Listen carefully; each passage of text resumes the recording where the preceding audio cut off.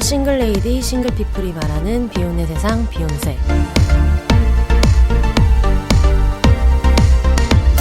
안녕하세요. 저는 해방촌 비욘세입니다.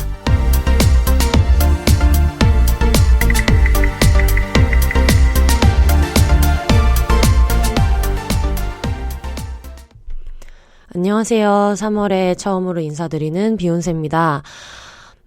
원래는 얘기했던 대로 캥 작가님이랑 같이 녹음했던 녹음분들이 있는데 그 사이에 좀 같이 얘기 나누면 좋겠다 싶은 것들이 생기기도 했고 해서 좀 업로드가 잦아지거나 해도 괜찮으니까 다행히 지금 제가 원래 하던 본업을 최근에 좀 안 하고 쉬고 있는 기간이어가지고 일요일날 갑자기 이렇게 녹음을 하게 됐어요. 코로나 바이러스 때문에 다들 좀 고민이 많고 실제로 그것 때문에 타격을 입으시는 분들도 많고 화가 나 있는 분들도 많고요. 다들 나름대로 위생관리도 철저히 하고 있고 그리고 뭐 질병관리본부나 이쪽에서도 어떻게 이렇게까지 할 수 있을까 싶을 정도로 되게 고생해서 다들 일을 하고 계시는데 그거를 좀 힘 빠지게 만드는 사람들 때문에 내가 이렇게 열심히 해봤자 무슨 소용인가 싶어서 무기력해지기도 하고 속상하기도 하고 그런 시기를 다 같이 겪는 중인데 다들 좀 너무 위축되지도 말고 또 그렇다고 너무 방심하지도 말고 개인이 할 수 있는 일을 좀 같이 해나가야 할 때인 것 같아요. 근데 주변에 친구들 보니까 일이 없어진 프리랜서 친구들도 있고 그리고 회사에 출근을 해야 되는데 그걸 굉장히 불안해하고 있거나 아니면 재택근무로 변경이 됐는데 그게 업무에 좀 지장이 될 수밖에 없어서 곤란해하는 친구들도 있고 다들 되게 여러 가지 상황들이 발생하는 것 같더라고요. 듣고 계신 분들 중에서도 혹시 그런 일로 좀 고통받고 계시는 분들이 있으면 좀 기운 내셨으면 좋겠다는 말씀 드리고 싶고 사실 제가 이번에 지방에 갔다가 좀 여러 도시를 왔다 갔다 할 일이 최근에 있었어요. 근데 김해 공항에서 이제 차를 타고 쭉 이제 승용차로 이동을 하고 중간에 교통수단을 한번 바꿔서 쭉 이동을 했는데 그러니까 고속도로에서 어떤 지방시 경계를 지나갈 때 이 지역에서 있었던 그 안내 문자 같은 게 실시간으로 이렇게 들어오더라고요. 그래서 이거를 하고 계시는 분들이나 관련된 일을 하시는 분들 그리고 의료진 분들도 굉장히 힘드시겠다. 그리고 이거를 문자를 받는 분들도 또 얼마나 고마우면서도 또 어쨌든 확진자가 발생했다고 하면은 불안하기도 하고 그런 시기를 다 겪고 있는 것 같더라고요. 확진자 동선을 가지고 이렇게 공유를 하는 이유는 어쨌든 같은 시간에 같은 상점이나 이런 데 갔던 분들 중에서 증상이 있거나 하면은 검사를 받는 게 안전하다라는 의미인 거지 사실 그 점포 자체가 위생상의 문제가 있거나 이런 건 또 아니기도 하고 어쨌든 동선에 잡힌 곳들은 또 방역을 다시 하기도 하고 하니까 어떻게 보면 제일 안전한 곳들이기도 하잖아요.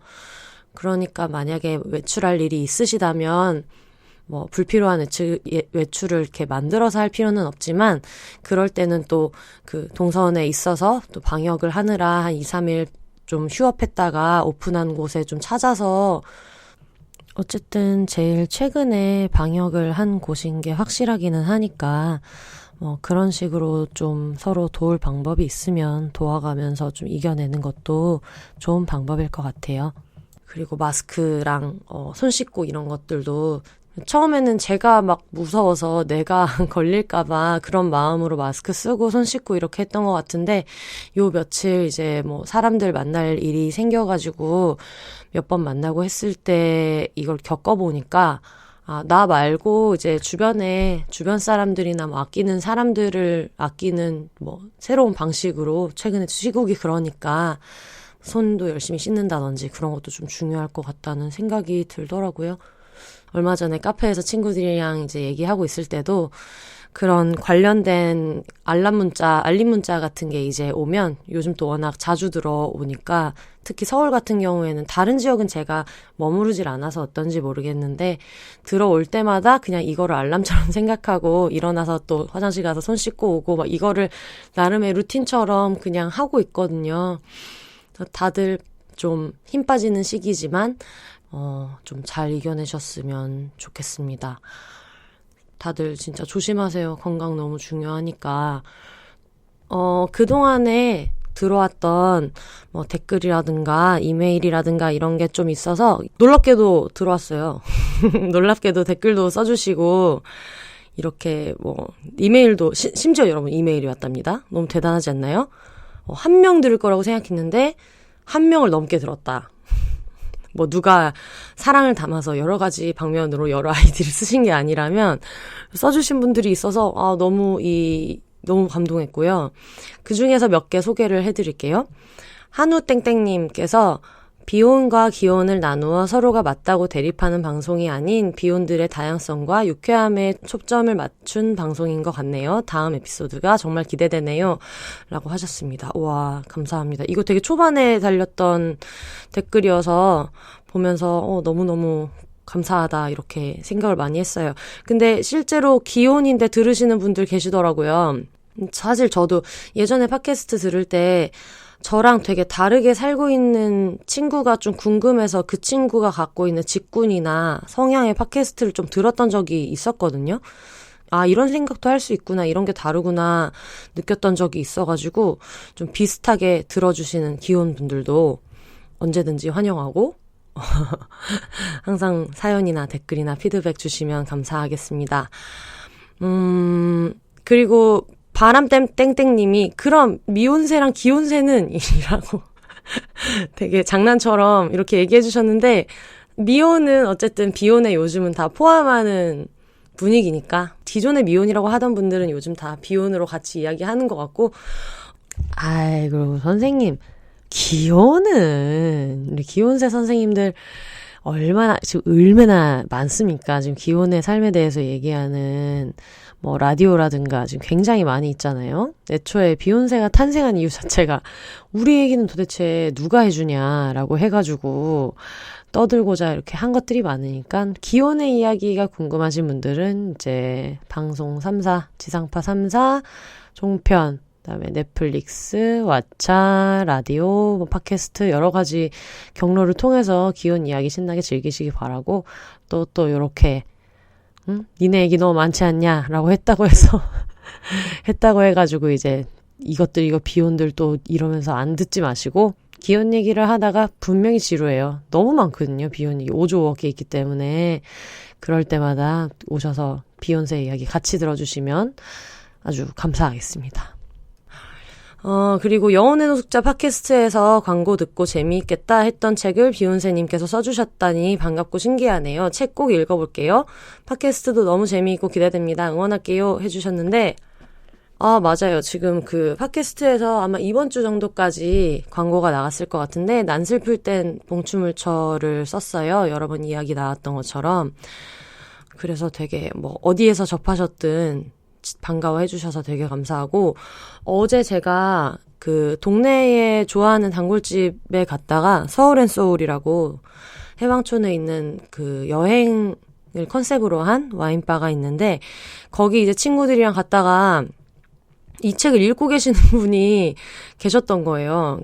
누군가 앉아있는 테이블이 둘밖에 없었는데 거기에 계시던 분이 이제 사장님하고 이렇게 속닥속닥 하시더니 바로 이제 책을 보시던 거를 사인을 해달라고 요청을 하셔가지고 너무 신기하더라고요. 반갑기도 하고 그래서 뭐 혹시 지금 이분이 뭐 팟캐스트도 듣고 계신지는 모르겠지만 너무 반가웠고요. 뭐 책으로든 목소리로든 항상 만나서 좋은 얘기 해주시는 분들 너무 감사합니다. 그리고 캥 작가님이랑 했던 작은 아씨들에 대해서 두 분 합이 정말 좋네요. 재밌게 잘 들었습니다. 하고 크크크크를 굉장히 많이 넣어서 얘기해 주셨는데, 캥 작가님이랑 저는 이제 제가 대학교 입학했을 때부터 지금까지 워낙에 친하게 지내고 있고, 그리고 직업도 같은 직업이고 좀 비슷한 점이 기본적으로 많아요. 되게 디테일한 성격은 좀 다르지만, 그래서 녹음할 때 되게 좀 편하게 했었는데, 그게 이제 같이 느끼셨다면은 너무 다행이고. 참고로 캥 작가님한테 이거 들었냐고 그랬더니 캥 작가님은 아직도 못 들으셨다고 하더라고요. 듣다가 너무 이상해가지고 자기 진짜 포기했다고 그렇게 얘기해서 내가 도전해보라고 했는데 내 목소리 듣는 거 정말 미칠 것 같다 라고 하셔가지고, 캥 작가님의 어떤 끝까지 듣는 완청을 응원하면서 다음 편도 열심히 편집해 보도록 하겠습니다. 이메일이 하나 들어와서 이메일 소개를 해드리려고 해요. 진짜 너무 신났어요. 이거 받았을 때.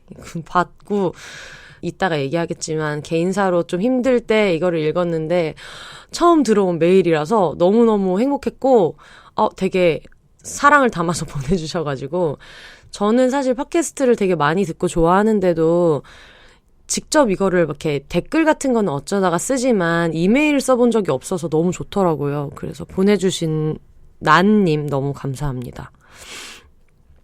소개해드릴게요. 안녕하세요. 비욘세를 잘 듣고 있습니다. 정말 1, 2화 때부터 초반에 보내면 내가 듣고 싶은 정보를 들을 수 있겠구나 라는 마음으로 기대했지만 접선 방법이 나오지 않아 죄송합니다. 이거를 설명을 잘 했어야 되는데 저희가 또 너무 2회를 술 먹고 하고 막 이러다 보니까 많은 걸 놓쳤는데 찾아서 보내주셔서 너무 감사하고요. 계속 소개해드릴게요. 알려주면 메일 보내야겠다 하고 있던 청취자입니다. 3편밖에 듣지 않아 애청자라는 칭호는 과할 것 같아 10화쯤 돼서 써보겠습니다. 입니다. 10화 때 다시 보내주시려고 하나 봐요. 기대해볼게요. 31세 비혼 새싹입니다. 비혼은 30대부터 본격적으로 새싹인 것 같아 새싹이란 표현을 써봅니다. 20대까지는 비혼 의지를 시험받을 경험 따윈 없다가 29살부터 주변의 기혼자가 살짝 늘기 시작하네요. 어떻게 살아가는 것이 정답일까 막막하지만 명확한 것은 결혼이 제 인생에 그다지 득이 되지 않는다는 결론 한 가지뿐이고, 비혼 이야기가 살짝씩 늘어가고 있지만 다들 독립한 3040대의 비혼 이야기나 독립하지 않은 1020 페미니즘 소재가 늘어가고 있는 것 같은데, 결혼도 하지 않고 독립도 하지 않는 비혼의 이야기인 캥거루님의 이야기가 다음 화라니 기대됩니다. 네, 참고로 캥 작가님을 비롯해서 제가 어제 만났던 언니도 40살을 좀 훌쩍 넘기신 분인데, 이 언니도 결혼을 하지 않고 부모님하고 같이 살고 계세요. 그리고 40대 후반이신 분도 한 분 계시고, 그래서 은근히 가족이랑 살고 있는 분들이 되게 많아요. 제가 생각하기로는 정말 가시화되지 않은 비혼의 큰 카테고리가 가족들하고 살고 있는 비혼분들의 이야기이지 않나 싶어서 차차 만나서 이런 분들도 같이 얘기 나누면 너무 좋을 것 같습니다. 이어서 읽어드릴게요. 독립하신 비혼분들의 독립 전에 비혼이라면 이것만큼은 준비해서 나와라. 예를 들면 전세금 얼마, 인바디 근육량 몇 킬로, 159cm 기준으로 본인 키인가 봐요. 그래서 요 딱 수치가 있으면 더 유용하겠다 생각하시는 것 같네요. 동네 친구 N명 이상, 구체적일수록 좋습니다. 등등의 소재나 기혼주의자들의 기혼 전 집은 자취라든지 임시적으로 사는 느낌이 강한데 비혼들의 집에 대한 입장도 궁금합니다. 비혼분들은 언제까지 근무를 하실지도 궁금합니다. 요즘 프리랜서분들의 비혼은 다소 많은 것 같은데 직장인분들 중 비혼은 적은 것 같아 여초 직업인 비서분이나 이런 패널들의 이야기도 반갑습니다. 두서가 없는 메일이지만 읽어주셔서 감사합니다. 재밌는 방송 또한 감사합니다. 지난번 방송인 작은 아씨들은 사무실에서 몰래 듣다가 곤란해질 정도로 웃겼습니다. 감사합니다. 이렇게 되게 엄청 알차지 않아요, 여러분? 되게 질문이랑 소감이랑 여러 가지를 적어주셔가지고 저희가 약속한 대로 초반에 사연 주시는 분들에 의해서 굉장히 방송이 좌지우지 되는 것을 보여드리겠다 이렇게 말씀을 드렸는데, 그래서 이분 때문에 사실 급하게 지금 녹음을 하고 있어요. 이거 메일 온 거 꼭 소개해드리고 싶어가지고. 알겠습니다. 사실 집에 대한 얘기는 구체적으로 어떤 막 경제적인 액수나 이런 것까지는 얘기를 안 했지만 지금 이미 녹음을 마친 내용에서 저랑 비슷하게 해방촌에 살고 계시는 그 기자님이랑 이야기를 좀 나눴는데 맞아요. 사실 기혼이 디폴트라고 생각하는 것처럼 어느 정도를 살고 나면 어떤 지역에 예를 들면 서울 안에서는 뭐 어떤 소형 아파트를 가지고 뭐 언제 청약을 넣고 이런 것도 되게 정형화돼 있는 것 같아요.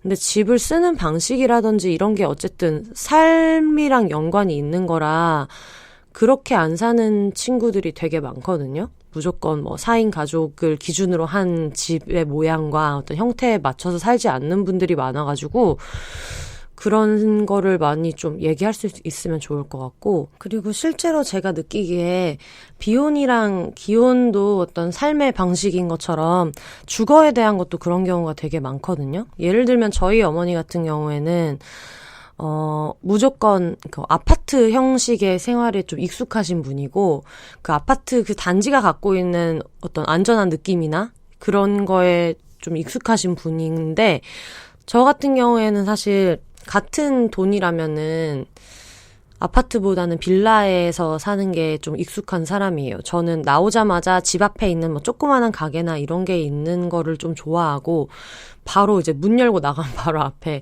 편의점이나 이런 게 있는 거를 아파트보다는 좀 더 좋아하기도 하고요. 사실 이사에 대한 것도 4인 가족보다는 좀 기동성이 있는 편이고 혼자 사는 사람들이 그래서 아직은 약간 어떤 집에서 내가 이 집을 장만해서 좀 오랫동안 한 집에서 살고 싶다. 더 이상 이사를 다니거나 그러지 않고 싶다라는 생각이 아직까지는 좀 없는 편이라 그래서 저는 지금 해방촌에 있는 빌라에서 반전세로 지내고 있거든요. 반전세 형식으로 지금 이 집에 산 지 3년이 됐고 집주인분이 워낙에 뭐 별로 터치도 잘 안 하시고 이전에 있던 분도 워낙에 오래 있다가 사셨어가지고 그래서 아직은 딱히 어떤 뭐 아파트를 얻어야겠다거나 그런 생각을 하지는 않고 있는데 청약통장을 가지고는 있어요. 그래서 뭐 일단 기회가 될 때 한번 넣어는 보자라고 생각하고 있는데 사실 그것도 제가 약간 몸으로 느꼈다기보다는 이제부터는 슬슬 그런 거를 좀 생각해야 된다라고 해서 조금씩 관심을 가지려고 하는데 확실히 와닿지는 않는 것 같아요. 근데 주변에 보면은 이렇게 반전세로 계시다가 전세로 옮겼다가 그 다음에 이제 집을 사고 하는데 이것도 결혼이랑 비슷한 것 같아요. 내가 필요성을 느낄 때 하면 되는 일인 것 같고 왜 저도 막연히 그런 생각을 하거든요. 내가 지금 빌라에서 이렇게 사는 것보다 어쨌든 어떻게든 아파트나 이런 거를 막 빚을 많이 내서라도 조그마한 소형 아파트라도 시작을 해야 하나 이런 생각을 굉장히 많이 하기는 하는데 뭐 그런 게 필요한지 아직 모르겠고 저는 사실 제 주거 방식에 되게 만족하거든요. 특히 저는 집을 완전히 제가 원하는 제 삶에 맞는 동선으로 다 꾸며놨어요. 예를 들면 지금 제가 녹음하고 있는 작업실 테이블이라든지 집에 있는 TV장이나 이런 게 다 제 동선에 맞춰서 직접 제작한 가구이기도 하고 살고 있는 지역도 저는 해방촌에 살고 싶다 해가지고 이사 온 지 3년이 좀 넘었고 집 형태도 저희 엄마는 거실이 반듯하지 않아가지고 너무 좀 별로다 처음에 얘기하셨다가 네가 사는 방식이랑은 되게 맞는 것 같네 라고 지금은 말씀하실 정도로 그냥 저는 되게 소꿉장난하듯이 지금은 되게 재미있게 지내고 있어서 저하고 또 다른 방식으로 어떤 대책을 세우고 있거나 계획이 있는 분들이 있으면 만나서 같이 얘기를 좀 나눠도 좋을 것 같다 이런 생각이 들어요. 그리고 동네 친구 얘기는 이것도 나중에 좀 더 자세히 하고 싶긴 한데 저는 이거 되게 중요하다는 생각이 들거든요. 왜냐하면 필요한 게 뭐 돈, 건강, 친구라고 많이들 얘기를 하더라고요.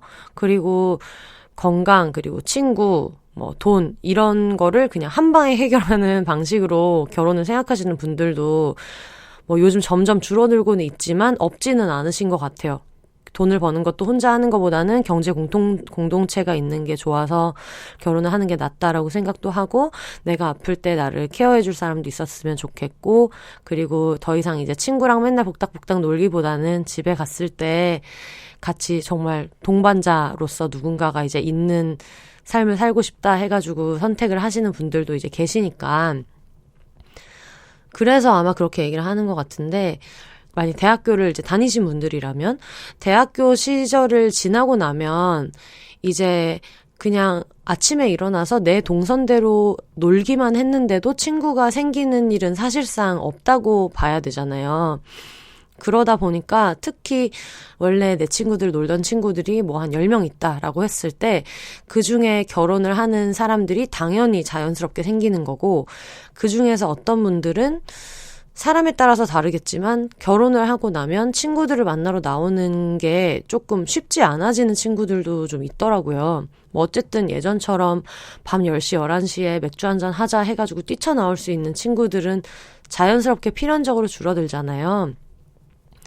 그래서 저 같은 경우에도 뭐 어떤 조그만한 모임이라든가 이런 게 있으면 되게 많이 나가려고 하는 편이고, 그래서 그런 분들을 만나고 싶은 마음으로 이 팟캐스트를 시작한 것도 사실 있고요.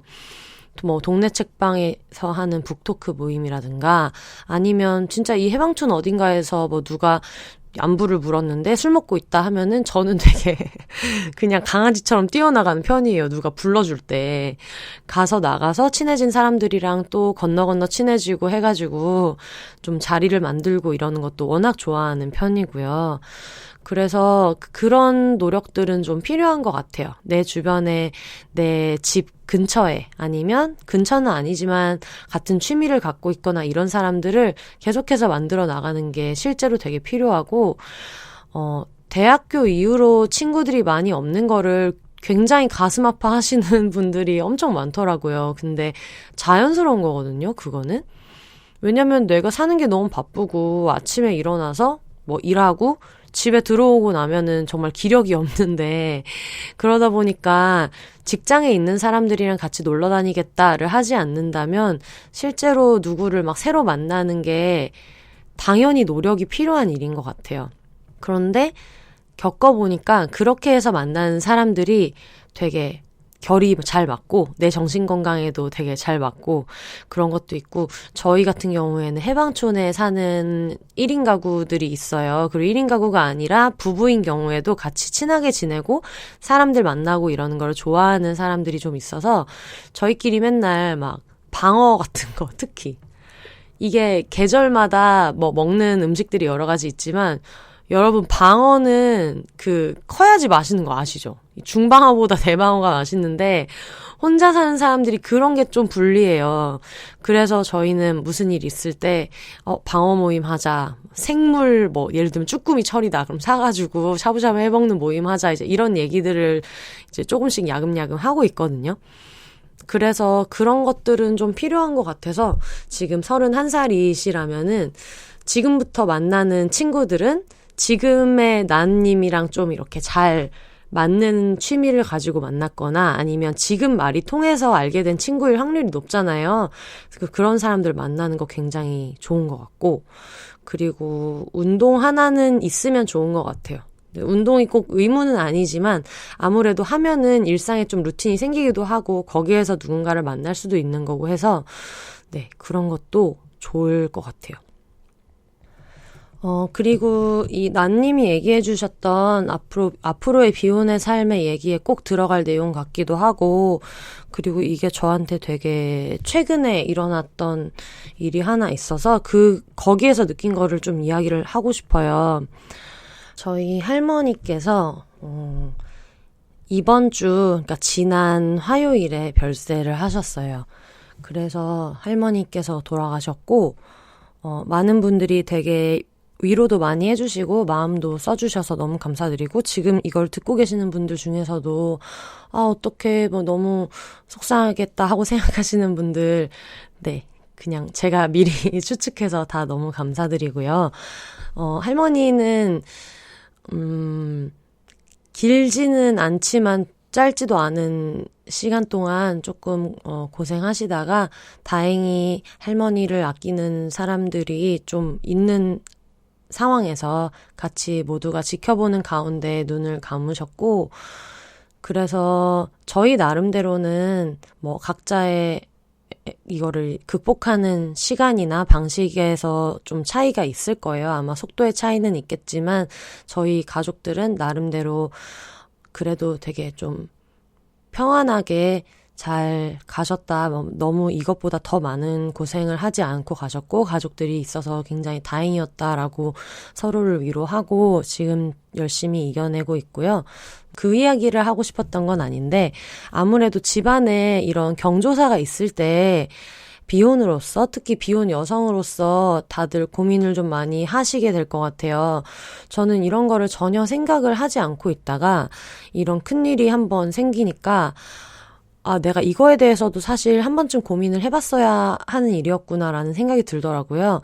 그래서 그때 느꼈던 일들을 좀 이야기하고 싶은데 일단 저희 집은 우리 아빠 그리고 작은 아버지 이렇게 계시고 또 이제 손자 손녀들이 그 밑으로 이제 있고 이런 구조인데 아버지한테 할머니가 조금 안 좋으시다는 얘기를 들어서 물어봤을 때만 해도 의사 선생님이 당장 그렇게 뭐 큰일이 일어나지는 않을 것 같다. 하지만 좀 약간 많이 아프신 상황인 거 맞다 정도였는데 이게 좀 저희가 한 번에 예측할 수 없게 흘러가가지고 아무래도 좀 연세가 있으시다 보니까 마음의 준비는 해야겠다라고 느꼈던 상황에서 그게 좀 저희가 생각했던 것보다는 조금 급박하게 상황이 흘러갔어요. 그래서 저희 언니는 지금 결혼을 해서 다른 지역에 살고 있고 멀진 않아요. 수도권인데 근데 지금 코로나 바이러스 때문에 어린이집을 안 하고 있다 보니까 언니랑 형부가 그 애기들한테 애들이 둘이다 보니 이제 붙어 있어야 되는 상황이기도 하고 해서 제가 이제 계속 그 아빠 곁에 있을 수 있기도 하고 있어야 하는 상황이었는데 보통 이럴 때 제사가 굉장히 남성 중심적이잖아요. 그거는 다들 알고 계실 거고. 근데 저 같은 경우에는 어쨌든 그 손주들 라인에서 물론 저희 언니도 나중에 이제 그 언니네 쪽 시가에서 애들을 같이 봐주셔가지고 이제 왔다 갔다 하긴 했는데 풀타임으로 뭐 빈소를 지킨다거나 하는 거는 이제 제가 거의 다 했었거든요. 이번에 느끼게 된 게 알아야 되는 것들이 굉장히 많더라고요. 할머님 마지막에 가실 때 같이 이제 손잡고 같이 곁에 있어드리고 영안실에 안치하시고 그 다음에 되게 옵션이 많더라고요. 생각해야 되는 것들이 너무너무 많고 그래서 그럴 때 저희 아빠 엄마 곁에 제가 같이 좀 의논도 하고 그러면서 이제 이 자리를 지키게 되었고요. 아마 한 30 중반을 넘기셨거나 그리고 사실 나이가 별로 중요하지 않잖아요. 뭐 각자 컨디션도 다 다르시고 하니까 이제 장례라는 거를 조금 더 나랑 가까운 일로 생각하셔야 되는 분들이 계셔서 이번에 느낀 점은 해야 되는 게 진짜 많아요. 일단 먼저 그 영안실에서 할머님을 이제 모시고 그 다음에 상담을 하러 가면 정말 많은 거를 결정해야 돼요. 하다못해 장례식장에 있는 꽃장식을 뭐 얼마대로 어떤 모양으로 할 건가부터 시작해서 원래는 한국적인 제사는 제사를 3일을 한다면 첫날 제사상 하나, 둘째 날은 제사상 3회, 그 다음도 뭐 3번 이렇게 해서 그게 다 제사에 막 이름이 있고 이 3개를 다 할 거냐 아니면 하나만 할 거냐 한다면은 제사상을 얼마짜리로 할 거냐 이 모든 거를 그 슬픔에 빠져있는 상태에서 결정을 해야 하더라고요. 모두가 애통하지만 그 자식이었던 저희 아버지가 훨씬 더 마음 아파하실 것인데도 불구하고 그때 되게 많은 의사결정을 하셔야 해서 저도 일단 옆에서 적극적으로 그거에 좀 참여를 했고요. 다행스럽게 생각해요. 제가 그때 시간이 좀 가능해서 같이 있을 수 있었던 게 되게 다행이었고 저는 엄청 헷갈렸던 게 뭐냐면 어떤 건 장례식장에 돈을 내고 어떤 거는 상조회사에 내는 게 되게 헷갈리더라고요.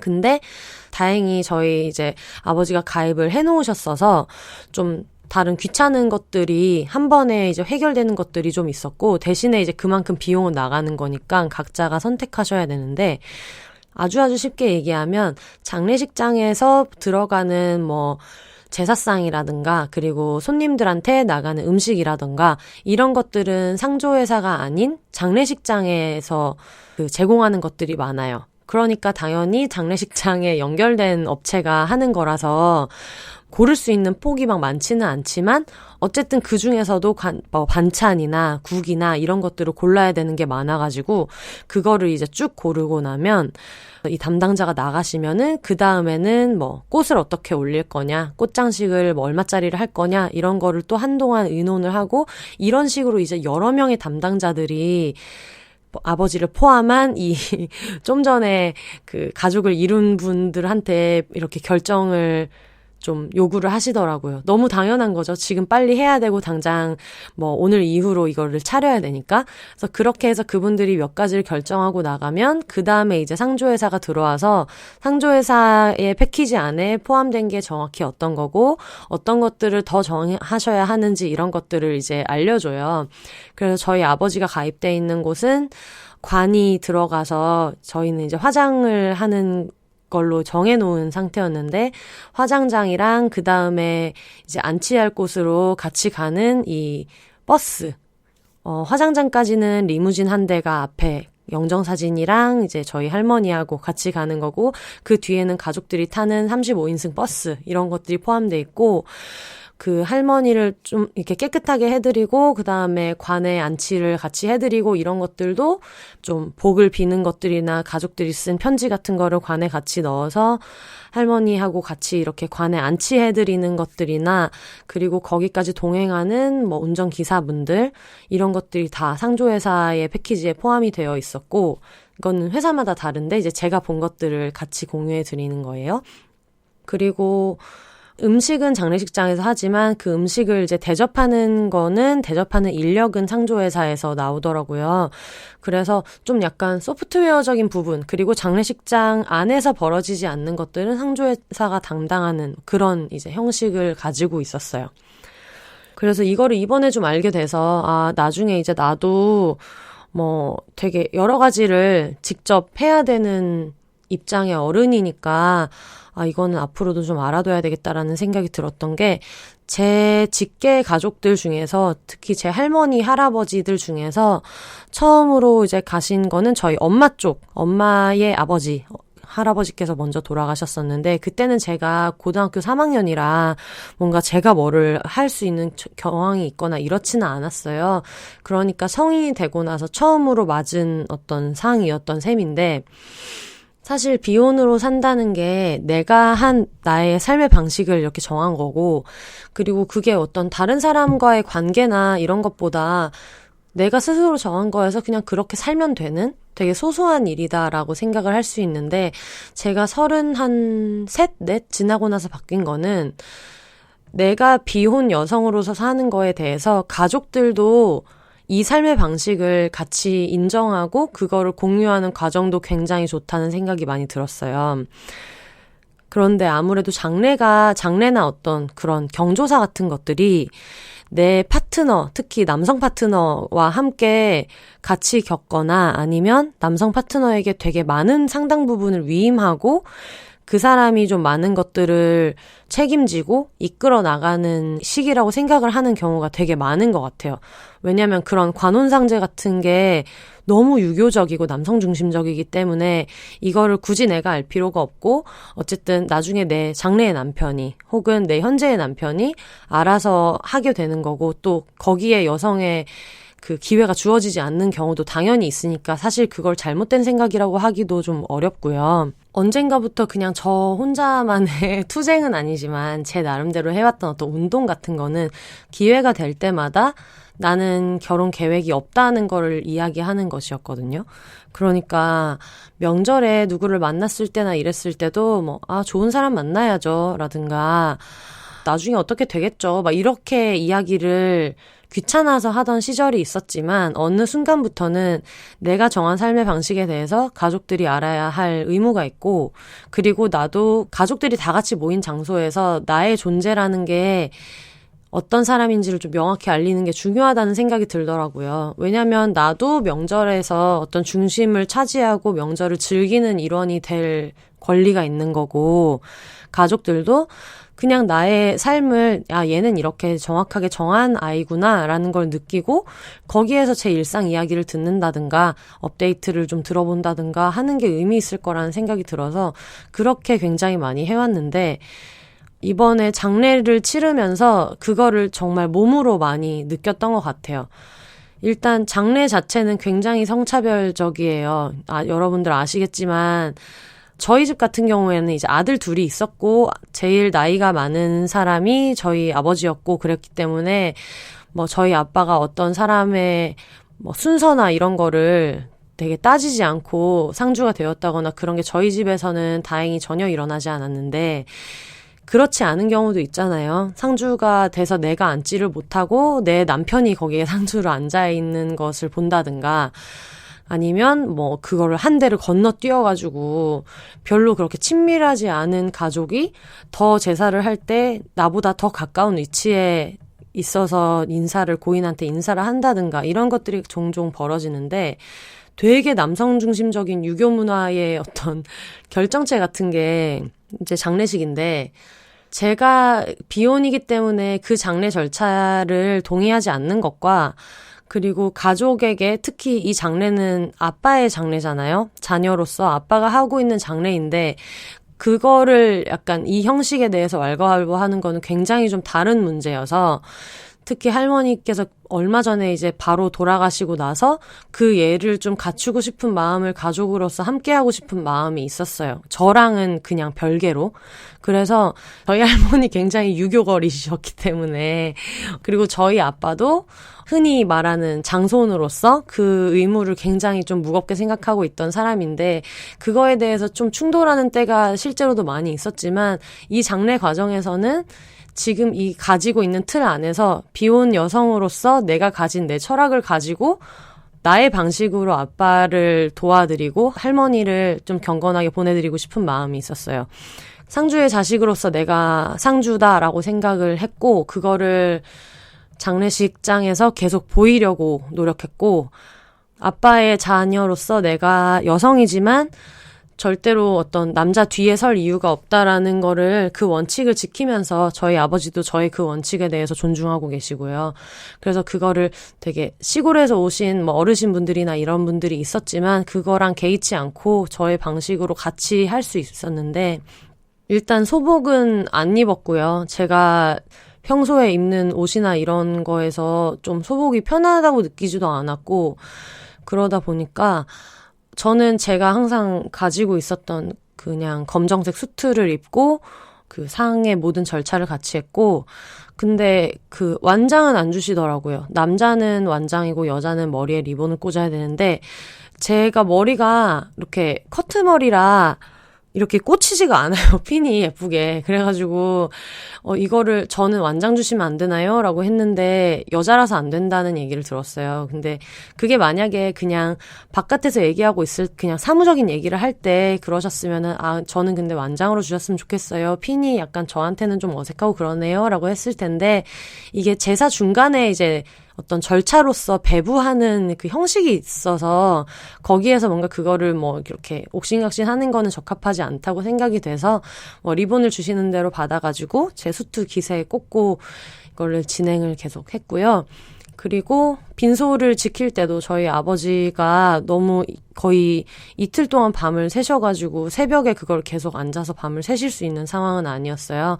그래서 뭐 다른 분들, 뭐 예를 들면 아버지 동생이라던가 아니면은 저희 집에도 남자인 손자가 있지만 저는 그냥 제가 빈소에서 저희 아버지 대신으로 지켰고, 당연히 해야 하는 일이라고 생각했고요. 그걸 누군가에게 미루고 싶지 않았고, 물론 뭐 제가 주도적으로 장례 방식을 얘기한다면은 좀 다른 시스템에서 했을 것 같지만, 어쨌든 그 틀 안에서는 저는 여성이든 남성이든 아버지의 자식이 했을 법한 일을 해야겠다라고 생각해서 그거를 했고, 특히 제가 중요하게 생각한 거는 할머니가 이제 가시고 나서 관에 누우시게 되면 그 관을 장례차 그 리무진으로 옮기고, 그리고 그 리무진에서 다시 화장장에 있는 안치실로 옮기고, 거기서 잠시 대기했다가 안치실에서 화장하는 곳으로 이제 그 관이 계속 이동을 해야 되는데,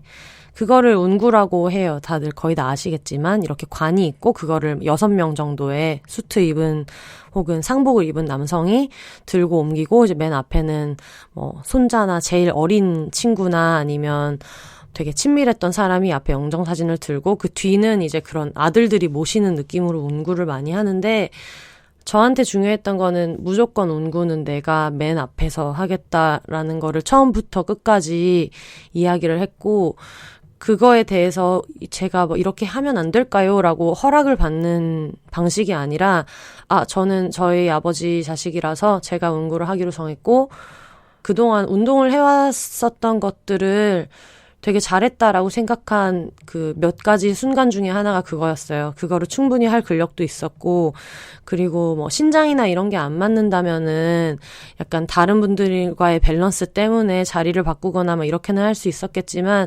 저도 뭐 한 키가 174 정도는 돼서 제가 그거를 들고 있는 팔 높이나 이런 게 다른 사람들을 힘들게 한다거나 할 케이스는 전혀 아니었기 때문에 저는 무조건 운구는 제 손으로 하겠습니다라고 이야기를 했고, 자리 배치 같은 경우에도 맨 앞에서 하겠다라고 얘기를 했는데, 상조회사에 있는 분께서 이제 운구를 여자가 하는 거를 본 적이 없으셨던 거예요. 그러니까 근데 이거 무거울 텐데 라고 하시더라고요. 그래서 상관없다, 운동하고 있고 그리고 충분히 할 수 있다라고 말씀을 이제 드렸는데, 나중에 뭐 무게나 뭐 여러 가지를 얘기하시면서 혹시 뒷줄로 가시는 게 더 편하지 않을까요? 라고 이야기를 했어요. 안 된다는 식으로 말씀하신 건 아니고, 뒷줄로, 가운데 줄로 가시겠어요? 라고 이야기를 했는데, 저는 위치를 여기로 정했어서 괜찮습니다. 라고 이야기를 했고, 실제로 운구를 하는데 거기서 뭐 제가 더 너무 버겁게 들었다거나 그런 거는 없었어요. 운동하고 계시는 분들이라면 사람이 6명이나 같이 나눠서 드는 거기 때문에 그렇게까지 힘들거나 뭐 그렇지는 않고요.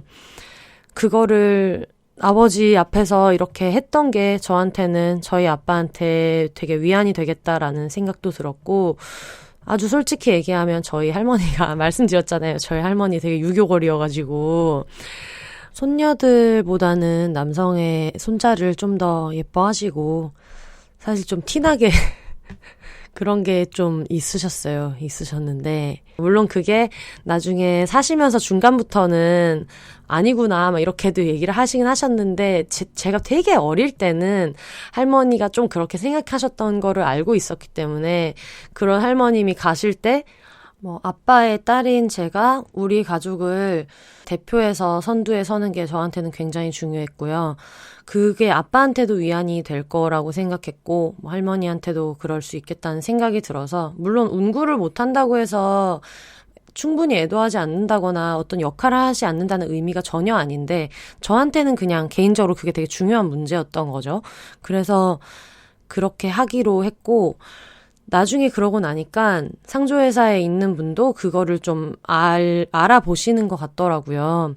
처음에 이제 화장장에 가게 되면, 화장장이 전국에 엄청 수가 많은 게 아니기 때문에 되게 많은 가족들이 이제 거기를 가게 되고, 처음에 할머니가 고인을 모신 이제 시신이 잠깐 안치소에 이제 들어갔다가 나중에 순서가 됐을 때 뭐 몇 시까지 오세요라고 하면 그 행렬이 다시 안치소에 들어가서 다시 할머니를 모신 관을 이제 같이 운구해서 나오게 돼요. 나와서 이제 화장하는 레일로 같이 이제 이동을 하게 되는데, 그때 상조회사 직원분이 그러시더라고요. 그 안치했던 관을 다시 모시고 나올 때 줄을 똑같이 선다면은 맨 앞에 있던 사람들이 나중에 화장장에 마지막으로 이제 고인을 보내드릴 때는 맨 뒷줄이 된대요, 자연스럽게. 왜냐면 안치를 해드린 다음에 그 다음에 그 뒤로 나오시는 게 아니라 다시 이제 그냥 서랍처럼 다시 나오는 방식이니까 당연히 같은 줄에 서 있다면은 제가 제일 뒷줄이 되겠죠.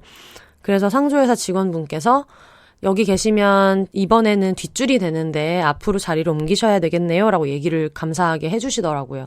그래서 저희 처음에 병원에서 할머님이 나가실 때, 그리고 화장장에서 처음 안치소로 잠깐 임시적으로 안치되실 때, 그리고 거기에서 이제 실제로 화장되는 데로 가실 때 모든 과정에서 제가 선두에 섰었고, 1번부터 10번까지 각자 번호를 이제 배정을 받아요. 온 순서대로.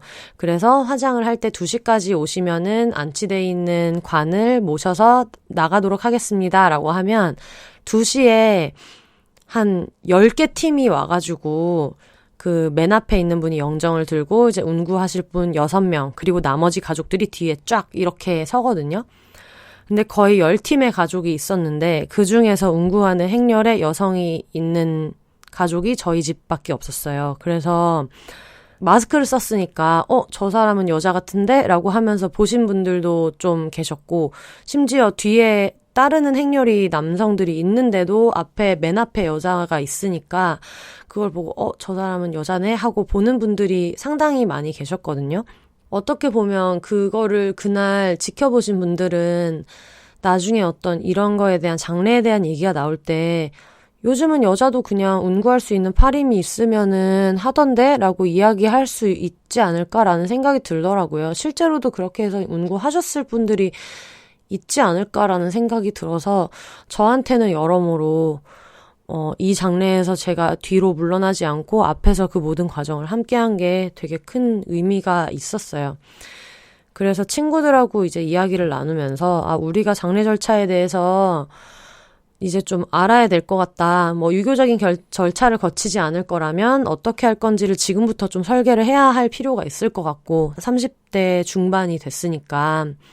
그리고 그렇게 했을 때 중요한 거는 절대로 내가 어떤 자진해서 물러나거나 하지 않고 가능하면 비혼의 딸로서 그 역할을 하는 것도 좋다는 생각이 들더라고요. 비혼의 딸로서라기보다는 아들이었어도 당연히 했을 일을 비혼 여성으로서도 전면에 나서서 하는 게 좀 중요하다는 생각이 들었어요.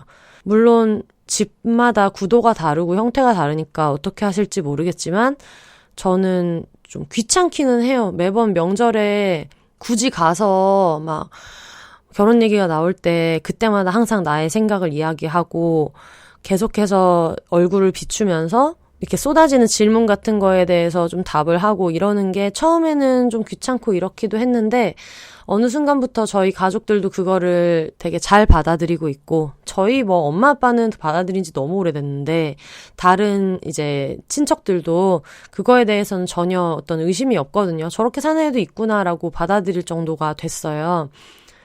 그러니까 그런 것들을 좀 팁 같은 것도 나중에 명절 특집 때 한번 같이 얘기를 해보면 좋겠고, 어쨌거나 그 비혼의 삶에서 이런 경조사 문제 같은 것들도 생각을 많이 해야 될 것 같다는 생각이 들었고, 이번 과정을 통해서 자주 볼 수 없었던 친척분들한테 우리 가족을 나 혹은 나의 언니가 대표할 텐데, 언니가 지금처럼 바깥 외출을 하기 어렵고 이런 상황이고, 그리고 언니가 결혼을 해서 언니의 가족을 챙기느라, 아이들을 챙기느라 바쁠 때 그걸 대표하는 건 내가 하는 일이다라는 거를 잘 보여줄 수 있어서 되게 좋았고, 그거를 되게 아무렇지 않게 맨 앞열에서 하고 있으니까 생각보다 별로 묻지 않으시더라고요. 근데 나중에 저희 어머니가 얘기하시기로는 이제 친척분들이 쟤 되게 멋있다.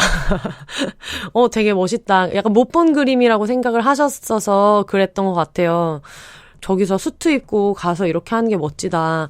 근데 수트가 되게 활동성이 좋아요. 제가 고른 수트가 약간 그 통바지에 약간 그런 좀 루즈핏이어서 그런지 모르겠는데, 그래서 그냥 빈소에서 쪼그리고 그냥 자기도 수트가 훨씬 편했던 것 같고, 그래서 잘 지냈고요.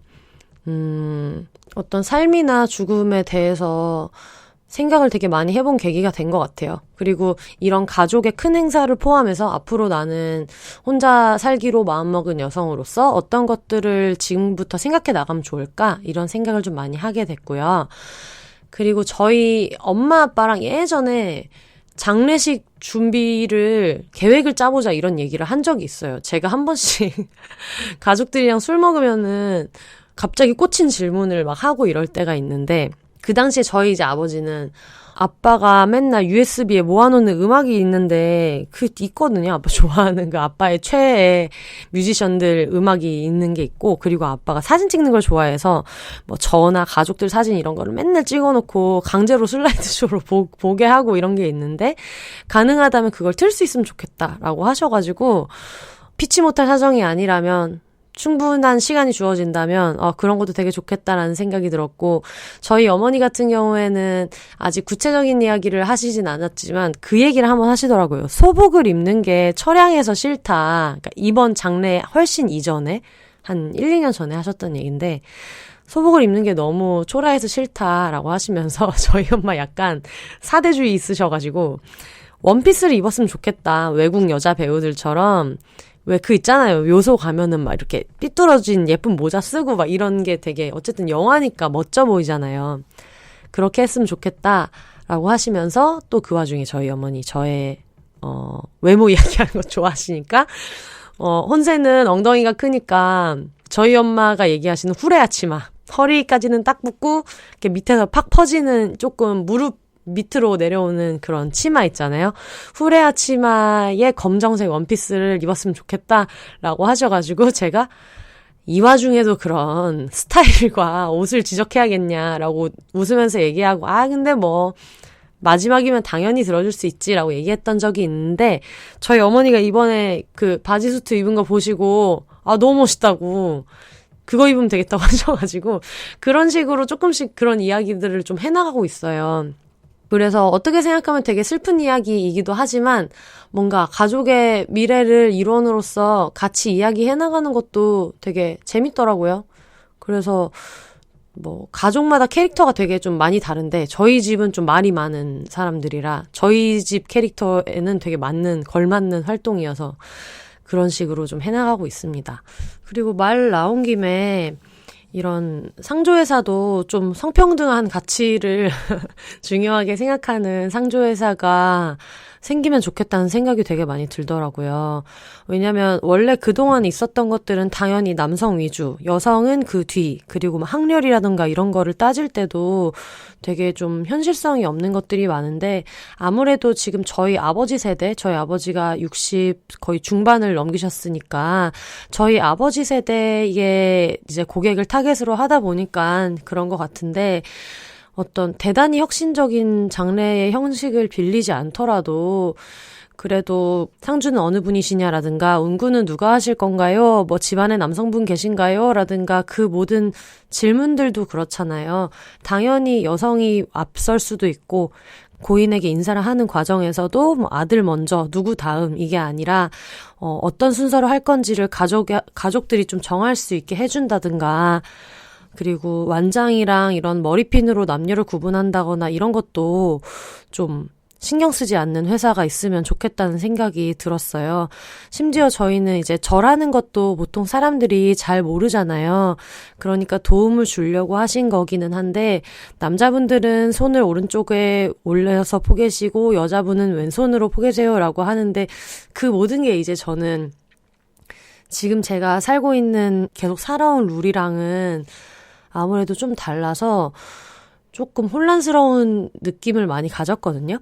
그래서 여러분, 저를 포함한 굉장히 많은 사람들이 아직 상조에 가입하지 않은 사람들 굉장히 많습니다.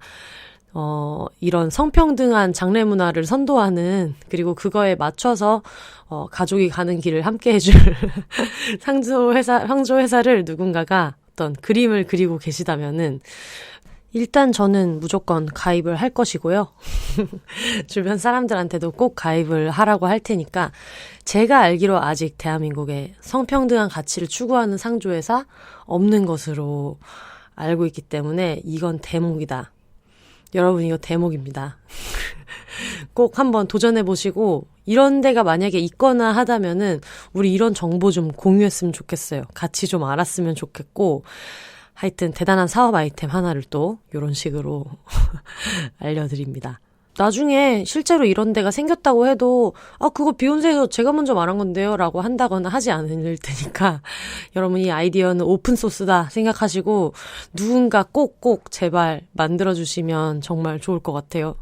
이 이야기를 하는 게 예전 같으면 좀 말을 못했을 것 같아요. 어쨌든 장례는 아빠에게 그리고 저희 가족한테 되게 슬픈 일이고 그렇기도 하니까. 근데 어떻게 보면 되게 실용적인 일이잖아요. 실제로 벌어지는 일이고 우리는 거기에서 어떤 대책을 세우거나 역할을 하거나 참여를 할 것인지 말 것인지 여러 가지를 생각해야 하는 문제니까 사실 저보다도 저희 아버지랑 저희 그 삼촌이 굉장히 열심히 거기에서 막 울다가도 필요한 시기에는 어떤 의사결정도 해야 되고 챙겨야 되는 것도 굉장히 많고 이런 거를 해나가는 걸 보면서 이거를 당연히 실용적인 차원에서 생각도 해봐야 되고 친구들이랑도 얘기를 했거든요. 이거 진짜 우리 앞으로 좀 대비해야 되겠다. 우리가 몰랐던 거에 대해서 좀 알았으면 좋겠다라는 얘기도 많이 했고 해서 그 3일 동안에 장례 절차를 하는 동안에 거기서 어떤 역할을 할 수 있었던 게 그래서 저희 가족의 힘이 돼줄 수 있었던 게 저는 굉장히 좋았고 그리고 또 그런 역할을 하는 거를 자랑스럽게 같이 슬픔 속에서 지켜봐 줬던 저희 아빠한테도 되게 그게 어떤 의미인지 아빠는 아마 아셨을 것 같아요. 제가 무조건 처음에 운구할 때 저한테 운구할 친구 있니? 라고 물었을 때 운구할 친구 찾으면 있겠지만 나는 무조건 맨 앞에서 할 건데? 라고 했을 때 거기서 전혀 얘기를 안 하시고 잠깐 이렇게 좀 생각에 잠겨 있는 것 같다가 그러면 그렇게 해 라고 흔쾌히 이제 해주실 때 아마 그런 생각을 좀 같이 읽으셨던 것 같아요. 그래서 되게 평화롭고 잡음 없이 잘 마무리가 됐어요. 생각해보면 진짜 너무 아무것도 아닌 일이고요. 그리고 제가 운구를 하고 수트를 입고 빈소를 지키고 했던 일들이 저는 아들을 대체한 게 아니거든요. 그냥 제가 할 수 있고 해야 된다고 생각했던 일을 한 거예요. 근데 이 진짜 되게 짜잘하고 별거 아닌 일을 하면서 심지어 그거는 더 피곤한 일인데 노동인데 그런데도 그거를 하면서 남들은 보이지 않았겠지만 저 나름대로는 막 되게 각오하고 용기 내고 그러면서 했던 것 같아가지고 지나고 나니까 되게 좀 저럴 일이었나? 이런 생각이 또 들더라고요. 그래서 이런 얘기를 좀 같이 나누면서 그냥 언젠가는 집안에 있는 모든 행사나 이런 것들이 더 이상 남성 중심적이지 않게 흘러갔으면 좋겠다. 이런 마음을 좀 같이 나누고 싶은 마음에 이제 저도 좀 안정돼 가고 있고 괜찮아지고 있고 또 비슷한 일들을 누군가는 또 겪을 테니까 같이 좀 이렇게 주저리 얘기를 해봤습니다. 많이 위로해 주시고 메시지 주셨던 분들 다 너무 감사하고 각자의 속도로 잘 이겨낼 것 같으니까 저도 이거를 같이 저도 이겨내야 하는 입장이지만 어쨌든 되게 큰 응원을 보냅니다. 조금 어두운 얘기라고도 생각할 수 있지만 되게 실용적인 얘기라고 느껴지거든요. 다들 어떻게 하셨는지 좀 궁금해요. 저는 좀 처음에 허둥지둥 하다가 나중에 이제 저는 되게 이거를 방송국에서 일어나는 일처럼 되게 그냥 반사적으로 처음엔 했거든요. 한 분 오세요 했을 때 뛰어가가지고 같이 들어가서 이거 정할 때도 좀 그런 거리두기가 좀 됐어요. 왜냐하면 어쨌든 프리랜서로 살면서 특히 방송 쪽에 있는 프리랜서로 살면서 익힐 수 있는 좋은 스킬은 어떤 상황이 닥쳤고 이거를 지금 이 제한된 시간 안에 해결해야 될 때 거기에서 좀 감정이랑 해야 하는 일을 분리하는 속도가 다른 사람보다는 좀 빠른 것 같거든요. 그거를 최선을 다해서 하려고 했고 그냥 내가 지금 이 큰 시스템에서의 메인 작가다라는 느낌으로 정리를 해가면서 이렇게 했던 것 같은데 다들 어떤 식으로 좀 하시는지 각자의 집의 장례 풍경도 다르고 가족 구성도 다를 거고 하니까 좀 궁금해지더라고요.